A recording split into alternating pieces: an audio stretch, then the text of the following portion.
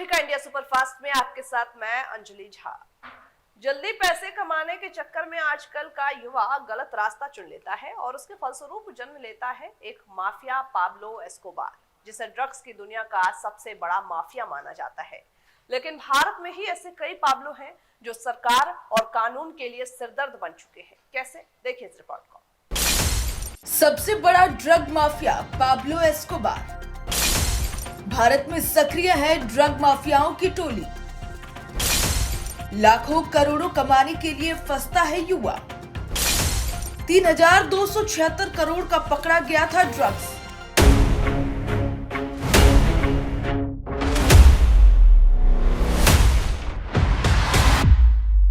गरीब परिवार में जन्मा एक ऐसा इंसान जो पानी की तरह पैसों को बहाता था। उसने अपने जीवन में इतना पैसा कमाया कि ठंड से बचने के लिए रात भर करोड़ों रुपयों को स्वाहा करता था। उसके पास इतना पैसा था कि लाखों रुपयों को दीमक साल भर में चट कर जाती थी। जी हाँ, वो शख्स था पाब्लो एस्कोबार, जिसको मारने के लिए अमेरिकी स्पेशल फोर्स और कोलंबिया सेना को साथ आना पड़ा। लेकिन आज हम आपको ऐसे ही कुछ भारतीय पाब्लो की कहानी बताने जा रहे हैं, जिन्होंने भारत सरकार और कानून व्यवस्था के नाक में दम कर दिया।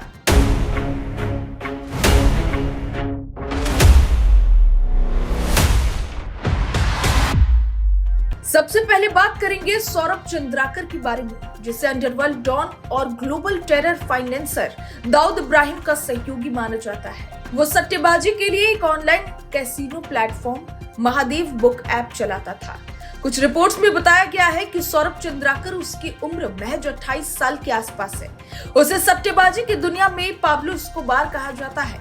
केवल 3 सालों में उसके ऐप या कसीनो सट्टेबाजी प्लेटफॉर्म महादेव बुक ऐप ने हजारों करोड़ रुपए कमाए हैं, जिनमें से उन्होंने सैकड़ों करोड़ रुपयों का उपयोग कानून प्रवर्तन अधिकारियों, राजनेताओं और अन्य लोगों को अपने सट्टेबाजी प्लेटफॉर्म से नजर हटाने के लिए रिश्वत देने के लिए किया है। ईडी के मुताबिक इस मामले में छत्तीसगढ़ के सीएम के राजनीतिक सलाहकार के करीबी कहे जाने वाले एक पुलिस अधिकारी सहित 4 लोगों को गिरफ्तार किया गया। बेहद साधारण परिवार से आने वाले सौरभ चंद्राकर ने साल 2018 तक छत्तीसगढ़ के भिलाई में महादेव जूस सेंटर के नाम से एक छोटा सा जूस सेंटर चलाया। वो तब तक कुछ ऑनलाइन सट्टेबाजी एप्स पर दाव लगाता था और 10 से 15 लाख रुपए हार चुका था। उसका करीबी दोस्त रवि उप्पल भी बेहद साधारण पृष्ठभूमि से आता है और छोटे मोटे काम करता था, लेकिन उसने भी कुछ एप्स में सट्टेबाजी की और 10 लाख रुपए से ज्यादा पैसे गंवा दिए। सट्टेबाजी सिंडिकेट से वसूली का दबाव पड़ने पर चंद्राकर और उप्पल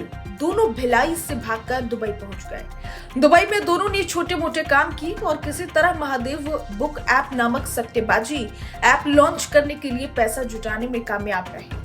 ये नाम भिलाई में चंद्राकर के जूस सेंटर से लिया गया।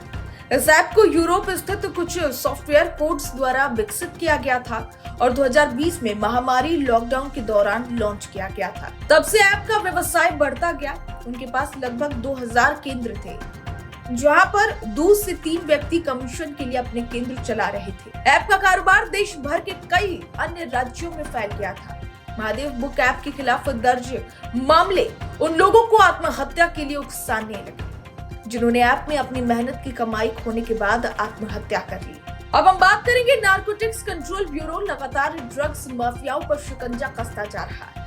इसी के चलते कुछ दिन पहले एनसीबी ने ड्रग्स माफिया आरिफ भुवाला को गिरफ्तार किया। उसकी गिरफ्तारी के बाद एनसीबी एक ऐसे ड्रग माफिया को तलाश रही है जो बार बार अपनी पहचान बदलकर चकमा दे जाता है। वो ड्रग बेचने के लिए महिला रूप का इस्तेमाल भी करता है।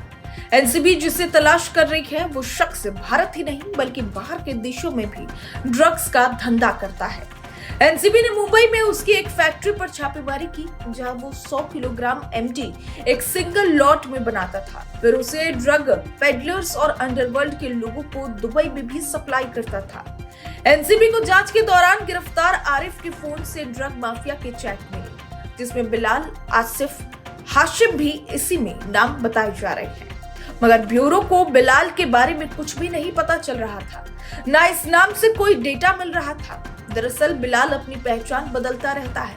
आरिफ को भी नहीं पता था कि उसका असली नाम बिलाल है, क्योंकि वो हर बार नाम, पहचान और फोन नंबर बदलकर बात करता था। जांच के दौरान एनसीबी को उसकी असली पहचान के बारे में पता चली। उसका असली नाम भी सामने आ गया, हुसैन बिलाल उर्फ तेल वाला, जिसे साल 2011 में ड्रग सप्लाई के मामले में गिरफ्तार किया गया था। मगर उसके बाद बिलाल अंडरग्राउंड हो गया था। फिर वो अपना धंधा करने के लिए पहचान और नाम बदलने लगा, यहाँ तक कि वो कभी कभी महिला भी बन जाता था। जानकारी के मुताबिक वो कभी भी किसी से नहीं मिलता था। वो अपने फोन का सिम कार्ड हर हफ्ते बदल लेता था। वो जाली दस्तावेजों के जरिए नए सिम कार्ड खरीदता था। पता चला कि वो बड़ा सप्लायर है। उसके तार सीधे अनीस इब्राहिम से जुड़े हैं। जब आरोपी आरिफ के पास एमडी खत्म हो जाती थी तो वो भी बिलाल से एमडी खरीदता था। साल 2011 के बाद से ही बिलाल ने कहीं अपना कोई निशान नहीं छोड़ा। वो इतना शातिर था कि ड्रग पेडलर से महिला बनकर बात करता था। महिला की आवाज बनाने के लिए वो एक ऐप का इस्तेमाल करता था। वो खुद को श्वेता बताता था। एनसीबी को पता चला कि बिलाल जोगेश्वरी इलाके में रहता है। एजेंसी ने पिछले हफ्ते उसके घर पर छापेमारी की, लेकिन वो भोवाला की गिरफ्तारी के बाद अलर्ट हो गया था। इसी के चलते वो अपनी पत्नी और अन्य परिवार के लोगों को लेकर फरार हो गया। 3,276 करोड़ रुपए का ड्रग केस, जो कि देश में आज तक की सबसे बड़ी ड्रग रिकवरी है।